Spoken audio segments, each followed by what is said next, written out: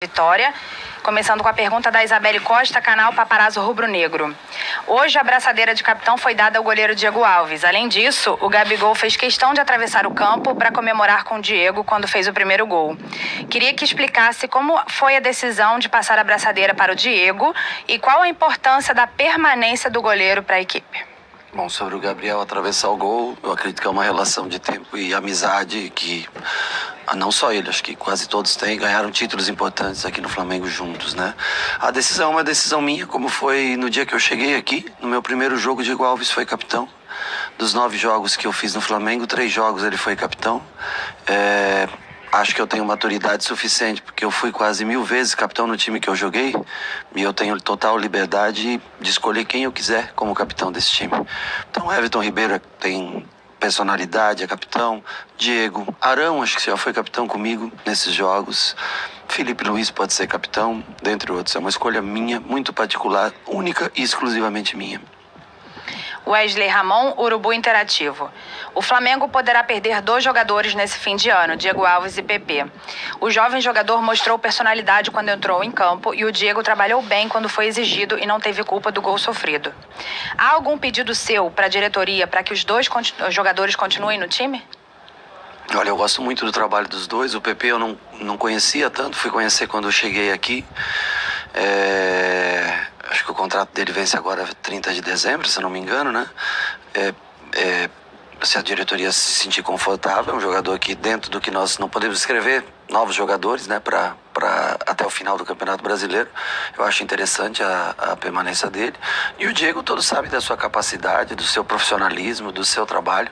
Eu acho que a direção faz o melhor que pode, o atleta também, os dois, mas é uma decisão muito particular dos dois, né? Eu não quero entrar nessa questão, é uma questão muito deles. A parte financeira eu não trabalho com relação a isso, mas o que eu posso dizer é que o Diego é um ótimo profissional, assim como o Hugo, também é um grande profissional. O César é um baita menino que joga aqui. Essa questão eu não me envolvo na parte financeira, coisa assim, mas todos sabem do carinho que todos... Eu gosto muito do Diego, acho ele um ótimo profissional. Edson Marques, Rádio Esporte Metropolitano.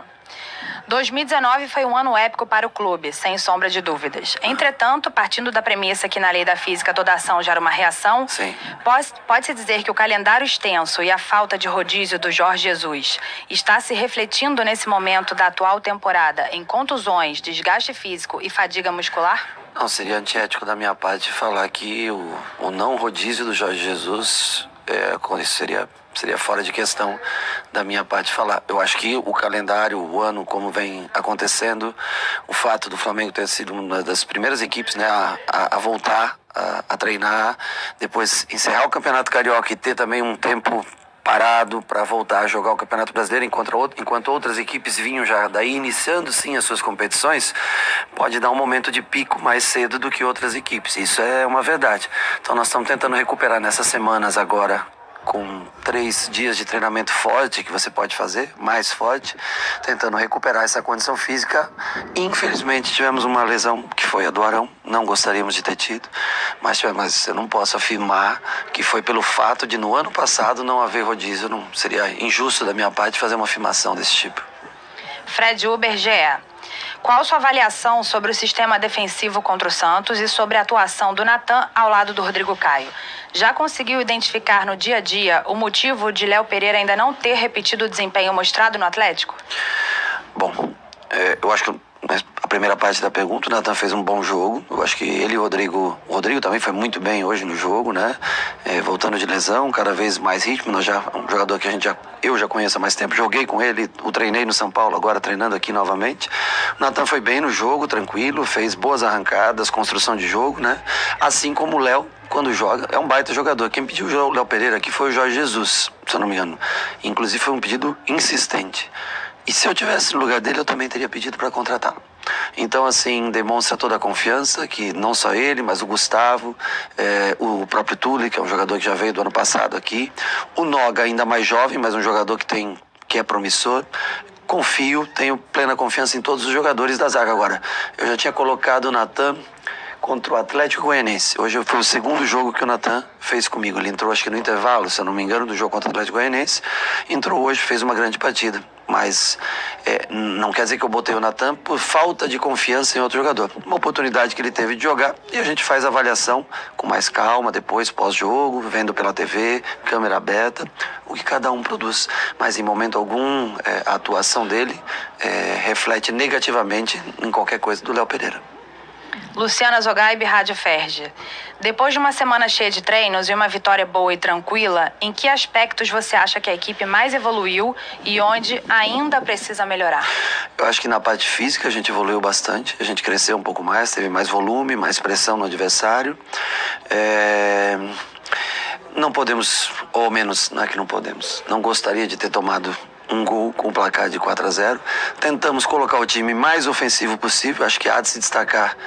Eu acredito, posso estar enganado, mas que pela primeira vez os 5 jogadores, Pedro, Gabriel, Arrascaeta, Everton e Bruno Henrique jogaram juntos pelo Flamengo. Posso estar errado, mas acredito que foi a primeira vez que nós conseguimos botar esses 5 jogadores juntos, tentando dar ritmo para todos eles. Então, assim, tentamos ser um time agressivo, ofensivo, mesmo com a ausência do Arão e a entrada do João, que é um garoto e fez um bom jogo também hoje.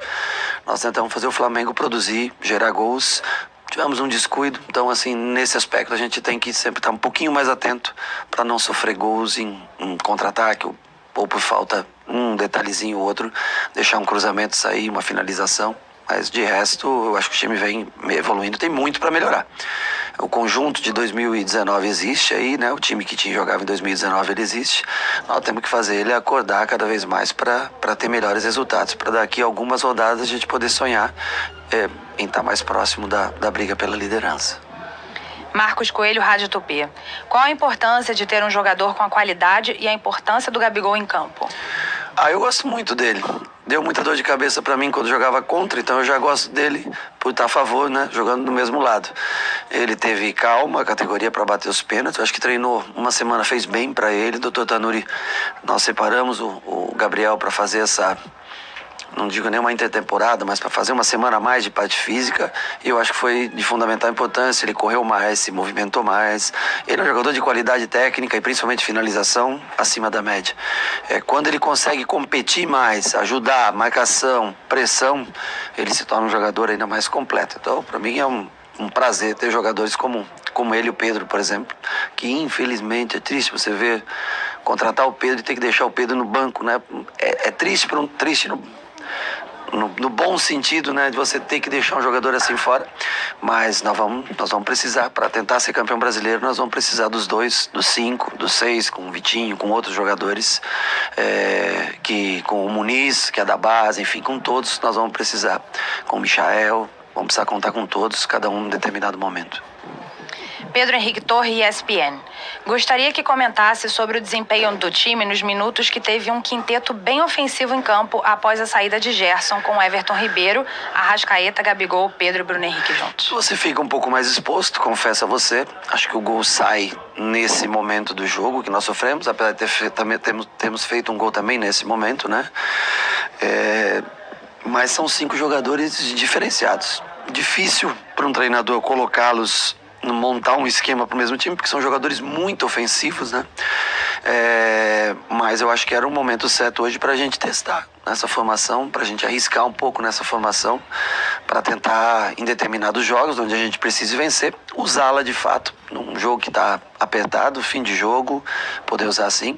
Ou quem sabe, se ela amadurecer essa formação, se a gente conseguir encontrar melhores maneiras de marcar também com esses jogadores, por que não poder jogar os 5 jogadores juntos? Mauro Santana, Rádio Roquete Pinto, 94 FM. Hoje vimos Gabigol e Pedro juntos no segundo tempo. Qual a possibilidade de começarem ambos como titulares? Olha, eu confesso a você que eu acho que o Bruno Henrique compõe bem com qualquer um dos dois.